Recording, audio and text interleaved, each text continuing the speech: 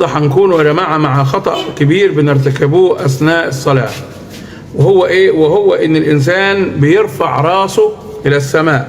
الإنسان بيرفع راسه إلى السماء وقت الدعاء. يعني كده صح ولا غلط؟ كده غلط.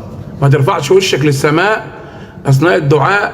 طب الدليل منين؟ الدليل حديث سيدنا رسول الله صلى الله عليه وسلم، وهو حديث صحيح عن أبي هريرة رضي الله عنه أن رسول الله صلى الله عليه وسلم قال: لينتهين أقوام عن رفعهم أبصارهم إلى السماء.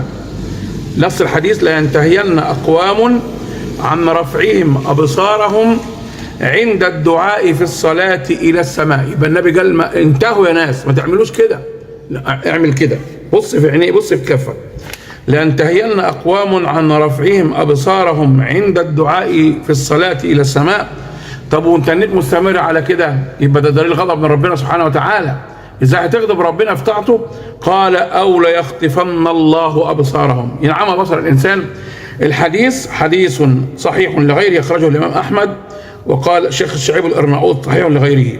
يبقى هنا اوعى وانت بترفع وانت بتدعي ربك تعمل كده، غلط. النبي نهى في الحديث الصحيح صلى الله عليه وسلم وقال: لينتهين أقوام عن رفعهم أبصارهم عند الدعاء في الصلاة إلى السماء أو ليخطفن الله أبصارهم.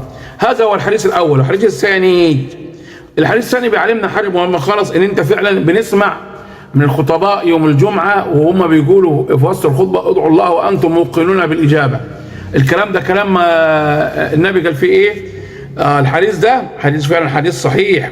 وعن أبي هريرة رضي الله عنه عن النبي صلى الله عليه وسلم قال: ادعوا الله وأنتم موقنون بالإجابة. يعني يكون عندك 100% ربنا هيجيب دعائك إما في الدنيا أو في الآخرة. قال صلى الله عليه وسلم: ادعوا الله وأنتم موقنون بالإجابة واعلموا مرة واحدة أن الله لا يستجيب دعاء من قلب غافل لاهي. يبقى أنت تكون مستحضر القلب كده ومركز كويس في الدعاء، وما ترفعش وشك للسماء.